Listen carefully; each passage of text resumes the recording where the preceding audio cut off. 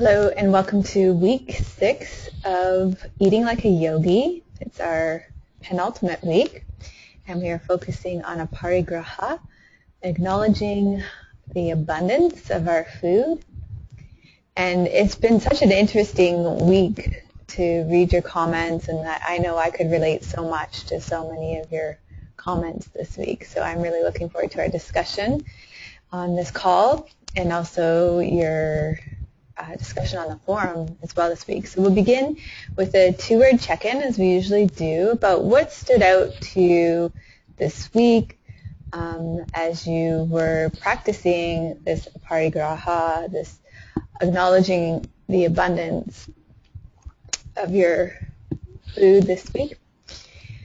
So we have Allison and Alice with us on the recording today, so I'll let you choose who would like to speak first.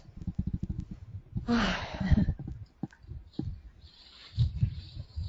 was a big sigh, Okay, Allison. I'll go. Alice, you want to go? Okay. I'm irritable and uptight. Irritable and uptight. Okay. Bring it on.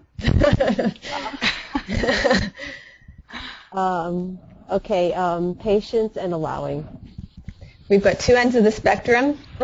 I'll see if I can round it out.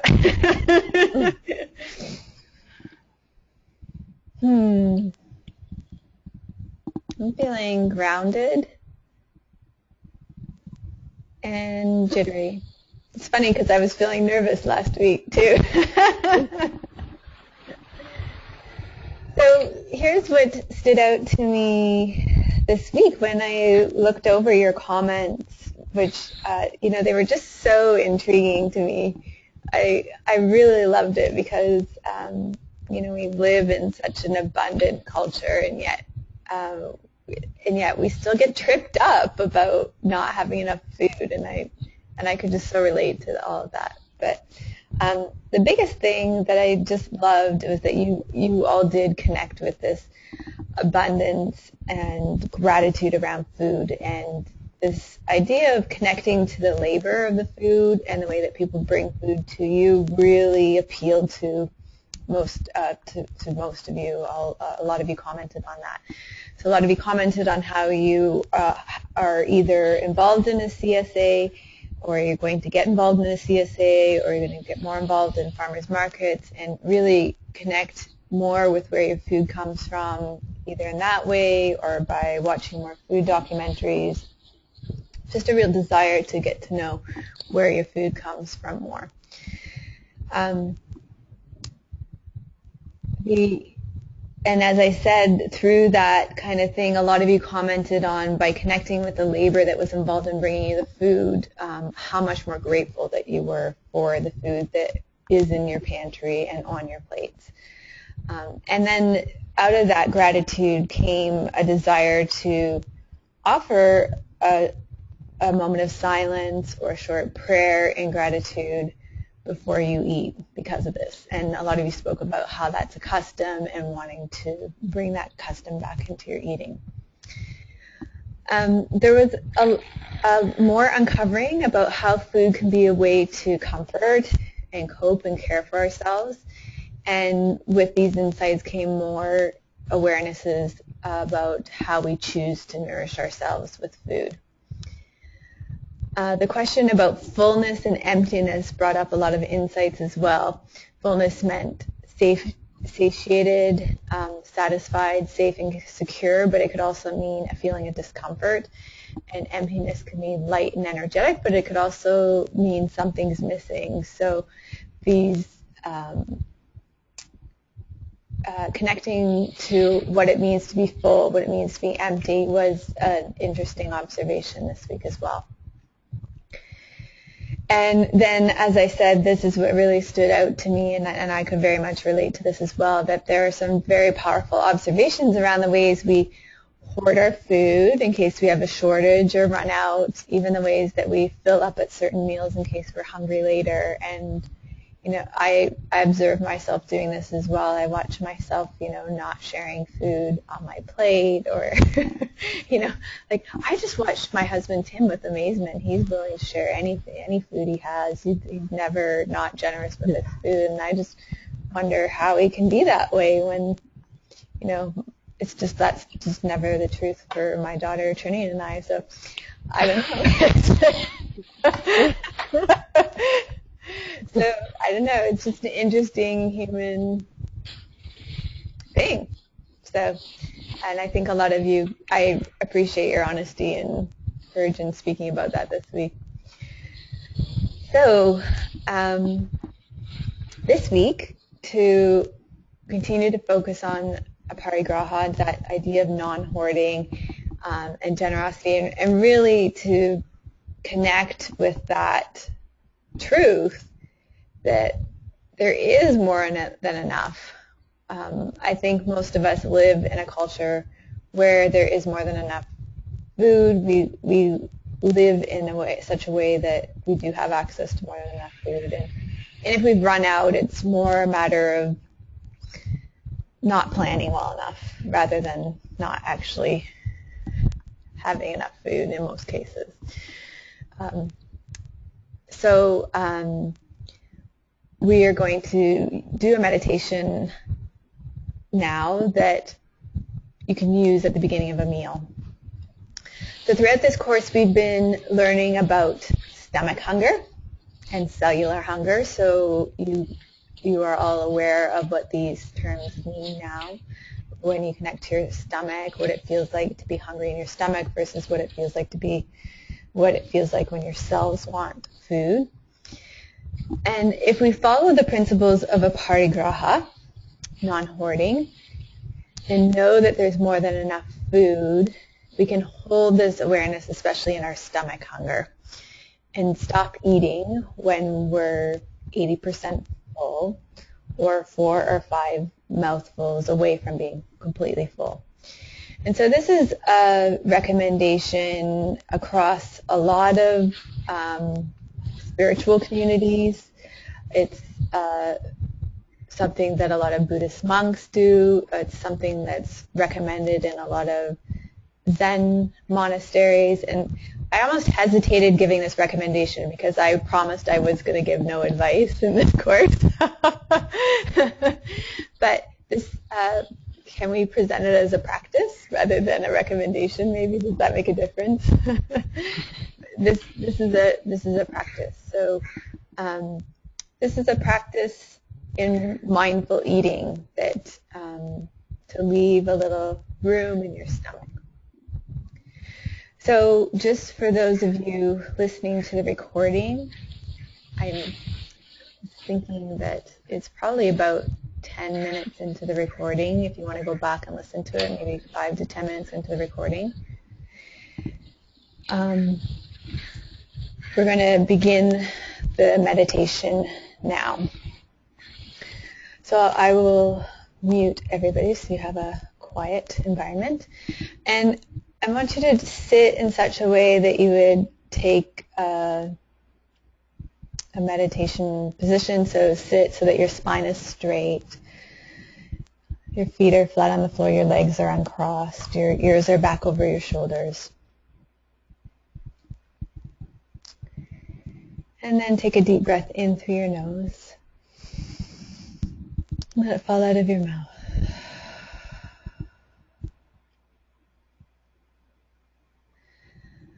So you can either imagine yourself being in front of a meal, or you can actually do this listening to the recording at a later time in front of a meal. And just spend a few moments connecting with your breath. So notice where you feel your breath in your body.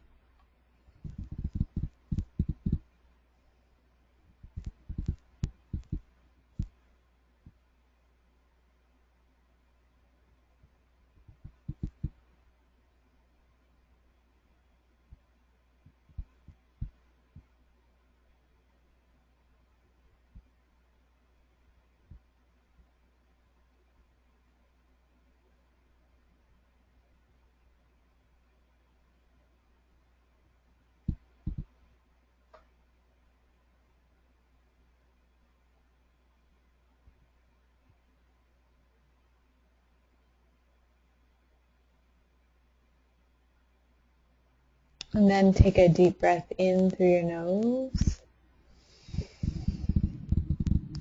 and let it fall out of your mouth.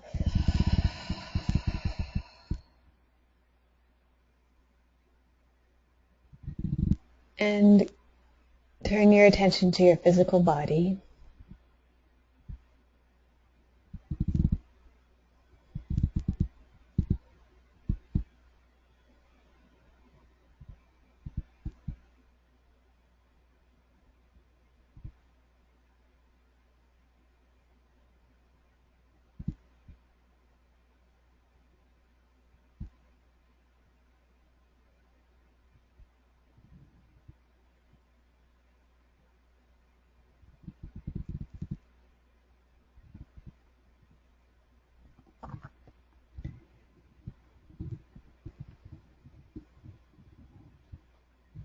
Then take a deep breath in through your nose and let it fall out of your mouth.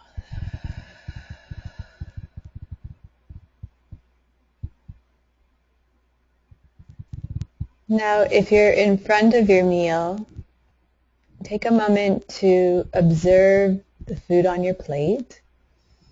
And for those of you who are here with me in the recording, in the actual recording, you can imagine a plate of food in front of you.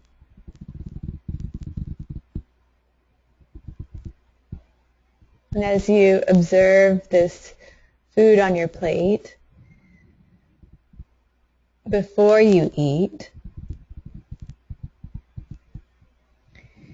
just going to stop and assess the food on your plate.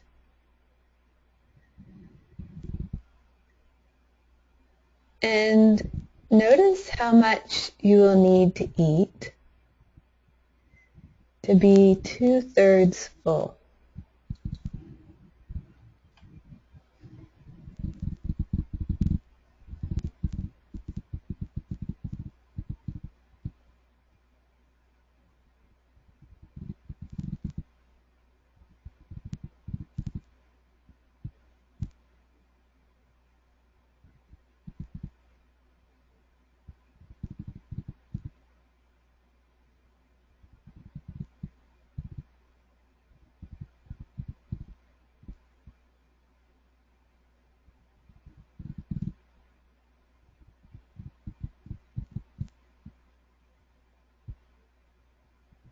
And take a deep breath in through your nose. Let it fall out of your mouth. And just take a moment now to notice what adjustments you may want to or need to make to your portion. Maybe you need more food. Maybe you want to take some food away from your plate.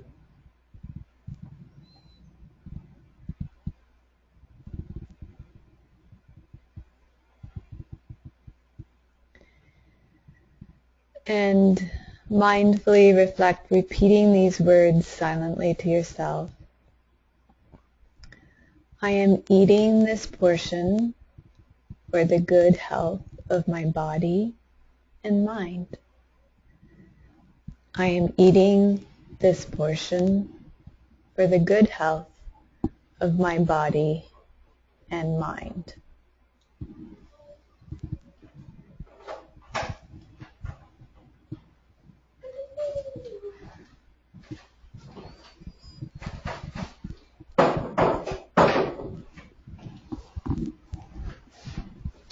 So the next part of the meditation is to spend at least 20 minutes eating,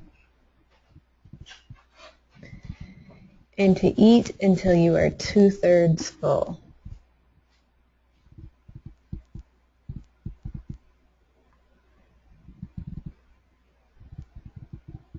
So if you are listening to this recording, you can pause the recording and come back after 20 minutes and after you have eaten until you're 2/3 full.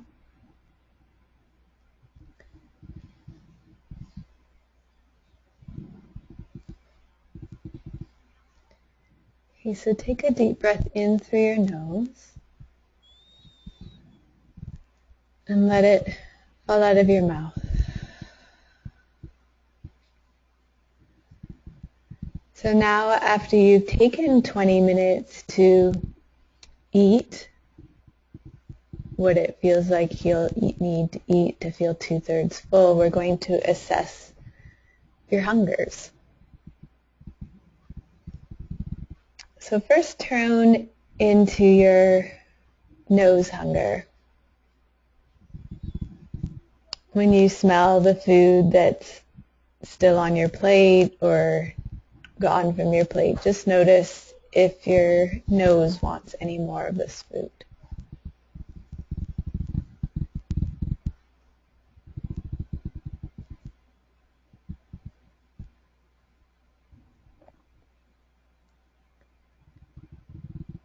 And then tune into your mouth hunger. So when you tune into your mouth hunger, does your mouth want to taste more of this food?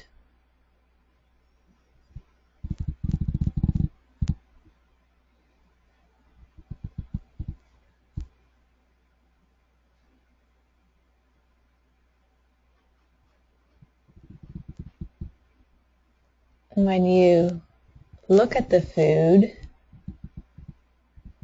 based on your eye hunger, do you want to eat more of the food?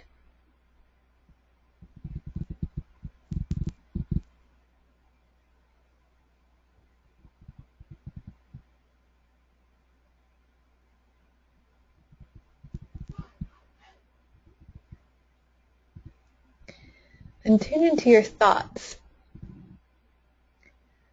What's your mind telling you about this food? What's the shoulds or should nots, the stories? Based on your mind hunger, should you eat more?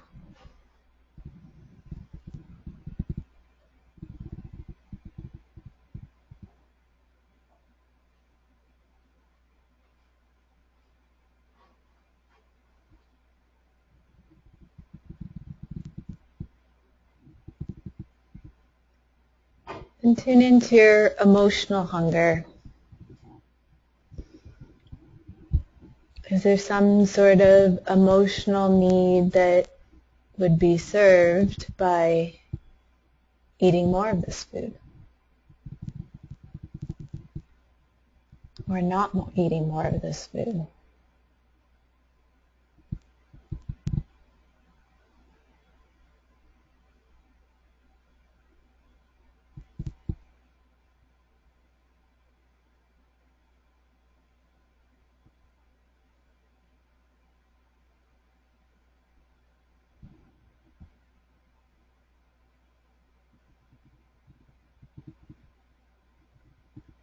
Now tune into your cells.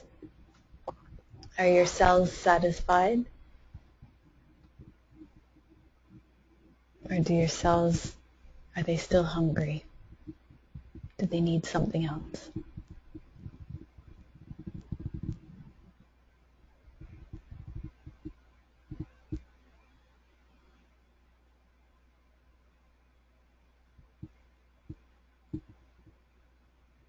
And finally, your stomach. Is your stomach satisfied?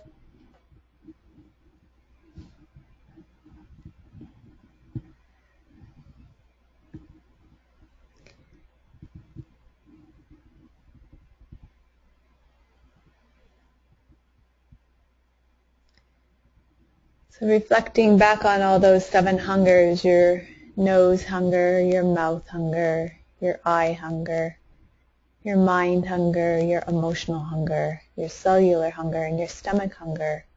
Just notice if one part wants to eat more and why it wants to eat more. It could be that more than one part wants to eat more as well. Maybe there's parts that don't want to eat more as well.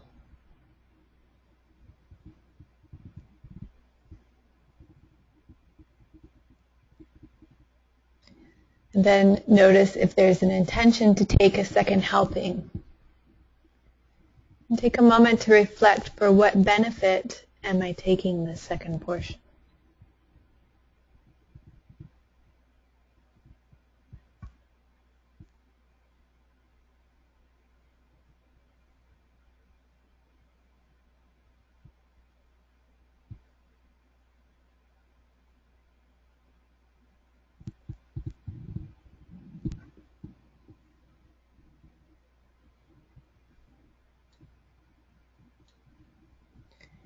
And take a deep breath in through your nose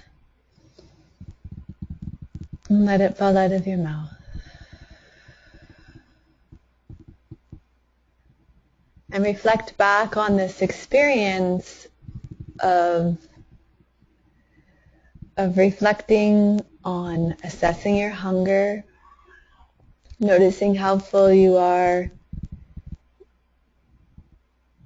and reflecting on all the different kinds of hunger and setting intentions around how much you're going to eat.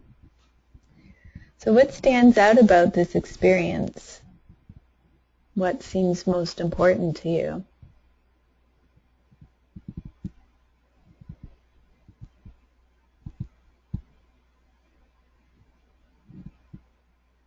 How does this relate to your day-to-day experience of connecting with your hunger? And what does this reveal to you about your everyday experience of noticing how full you are?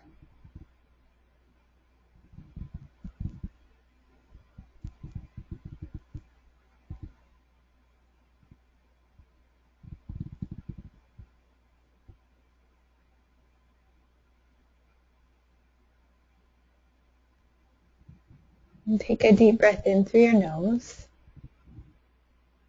and let it fall out of your mouth.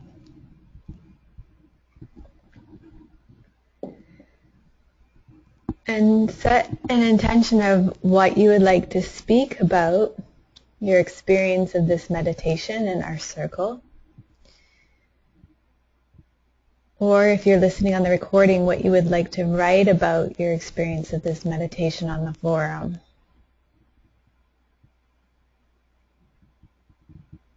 So we all benefit from hearing about each other's experience, and your experience is valuable to our learning. Set an intention of what it is you would like to speak about or post on the forum about what stood out about this experience.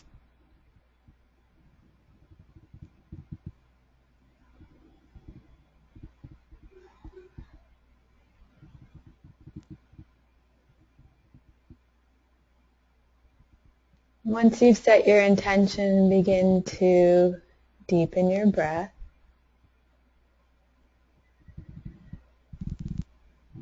Start to feel your feet on the ground.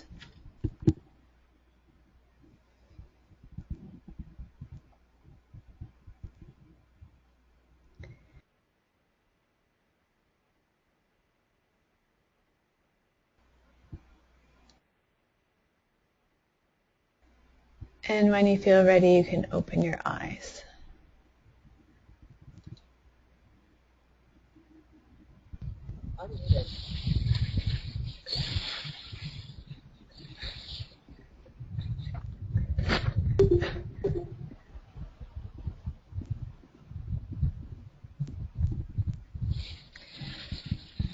Okay.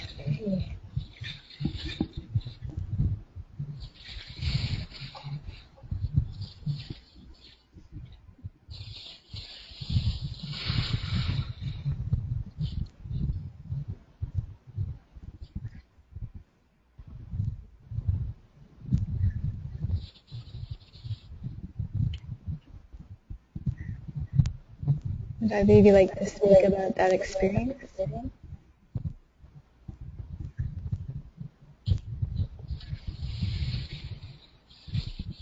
Um,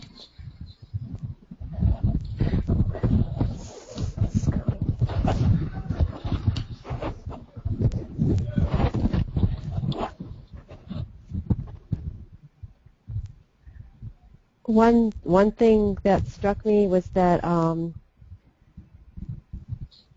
taking 20 minutes to eat what I put on my imaginary plate of imaginary food, I felt like I would have to take my time eating and chew everything very carefully. So I think after that, my mouth really wouldn't want any more. But if I ate the regular way, then maybe it would. Mm. So your mouth wouldn't be interested anymore. Right, because it's all, for what I put on my plate, that would be longer than I would take, which means I'd probably eat too quickly. Mm-hmm. Mm-hmm.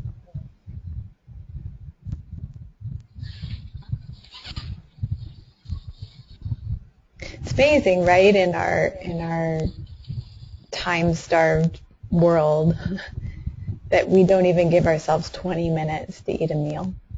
Right, yeah. Yeah.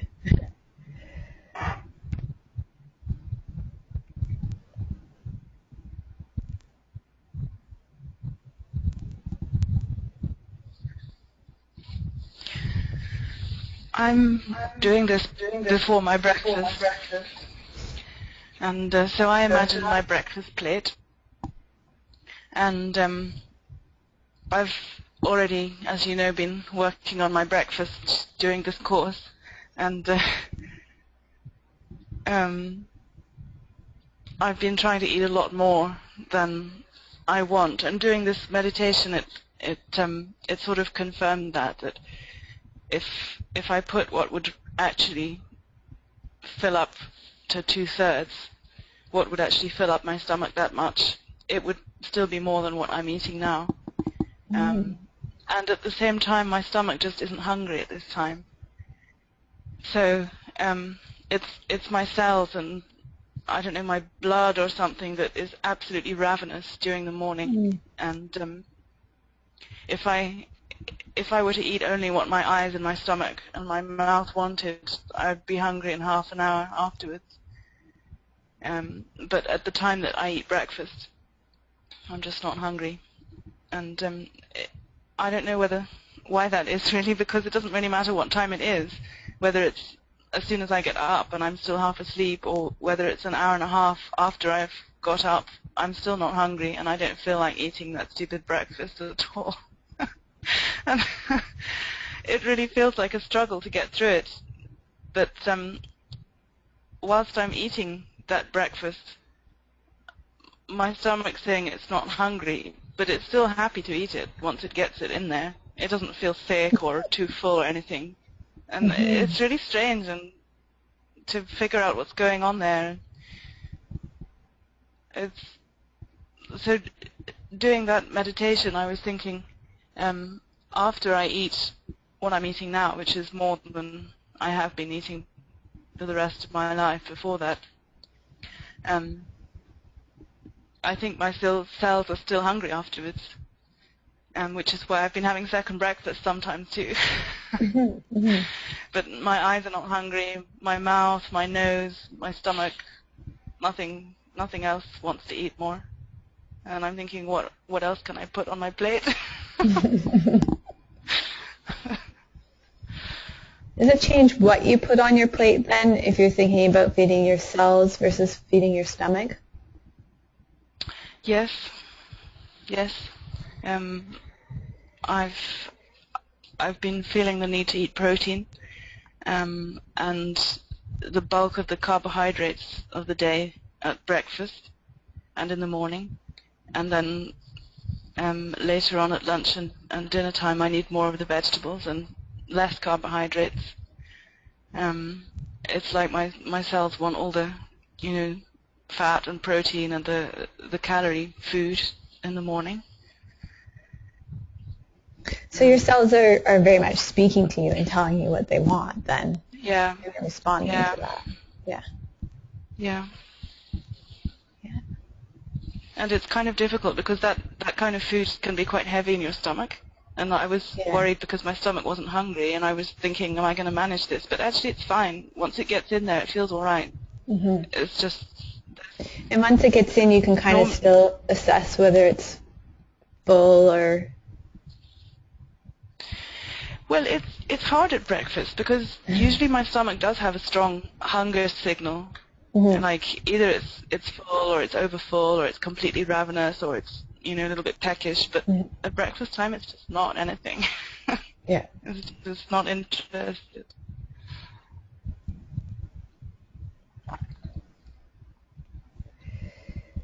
I can relate a lot to this one because I happen to be on a drug to prevent migraines, and one of the side effects of it is that it prevents hunger too. So it's been a challenge to tune into I've had to learn hunger cues in different ways, right? Yeah. So I'm really glad I had all these tools that I'm teaching you guys in my back pocket because I don't necessarily have stomach hunger the way that I used to prior to taking that drug. So that I can relate to that, not being really sure where my stomach hunger is at sometimes, yeah, for sure. And I'm trying to find other ways to tune into what the hunger cues are. There is also another way to tune into hunger, and I've been trying to find this through the course. I'll maybe try and find it again, but there's also, have any of you heard of throat hunger? So when you're truly, have you heard of that? Allison, have you heard of it? No? I think you actually mentioned it once to Hannah on the forum, but apart from that, I haven't. Yeah. Notice when you're really hungry, you'll feel it in your throat. Yeah, it's a hunger cue, and I can rely on that one too when I still feel that one. So that's interesting. What stood out to me about this exercise is that I still get, and I think it could be partly because of being on this drug for a number of years now too, get caught up in that, okay, so now I need to eat this much and finish what's on my plate, right? So I get my food together and then I put it out, and then it's sort of like my job to finish what's on my plate. So I really like this exercise for, first of all, taking that extra moment before I prepare my snack or my meal to think about, okay, how much do I really want right now? What really wants to be fed right now? Like, so for example, earlier this afternoon, Tim was going out to take Trinity to a volleyball game, and he was getting her a snack ready to take, and I was like, oh, that looks really good.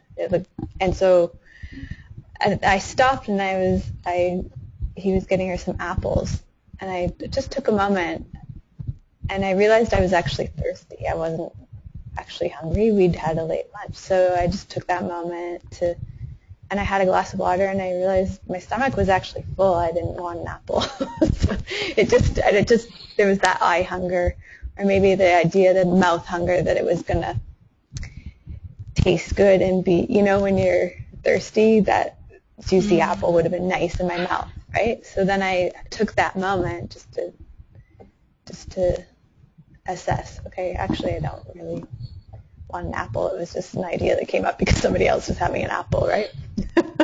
So I think these tools are really useful, and I hope that you guys will continue to use them in your life, that they become integrated. We talk about taking these tools off the mat and into your life. I know that they're very much integrated into my day, and I hope that you guys find them useful.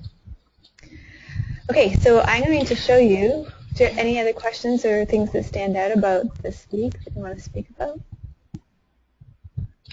No, I agree that it is a very useful tool, and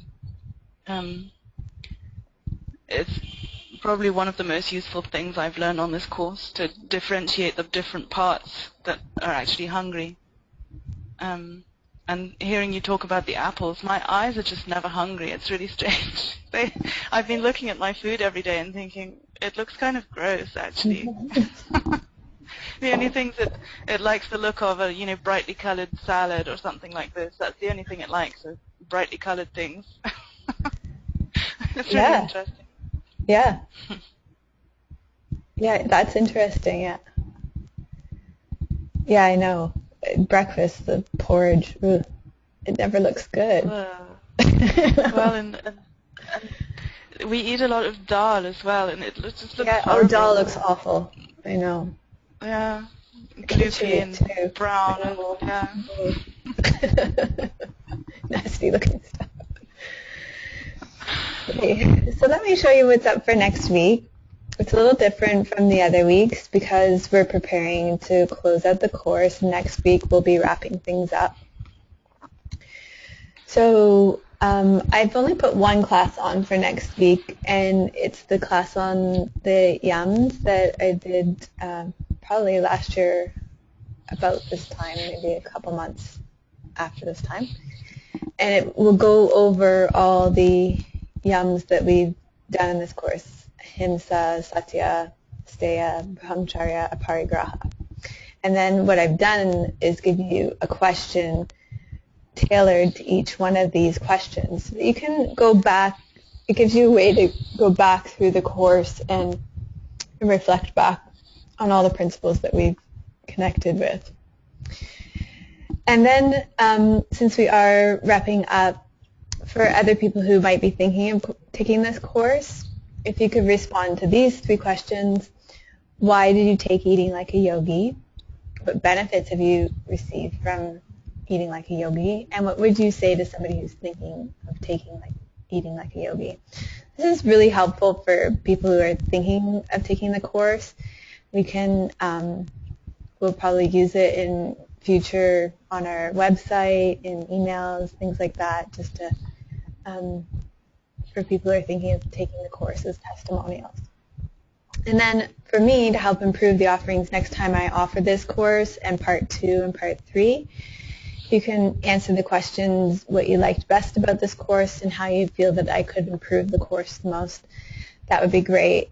And you can answer all those questions over here on our comments forum. I really appreciate you taking the time to continue to post the question answers to our journal questions, but also responding to these questions that help me improve the course and help other people who might be thinking of taking the course as well. So, any questions about that?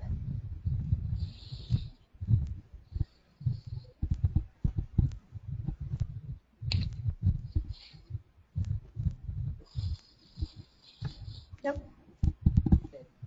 No. No. Okay, well, I'm getting an echo from you, Allison. So I guess a shorter night because less people on the call. So thank you so much for coming, and I look forward to hearing from your classmates on the forum. So make sure you head over there, and we'll keep the conversation going there. Thanks so much for joining us. And I'll see you on the forum and next week for to wrap it all up. So namaste. Bye. Bye.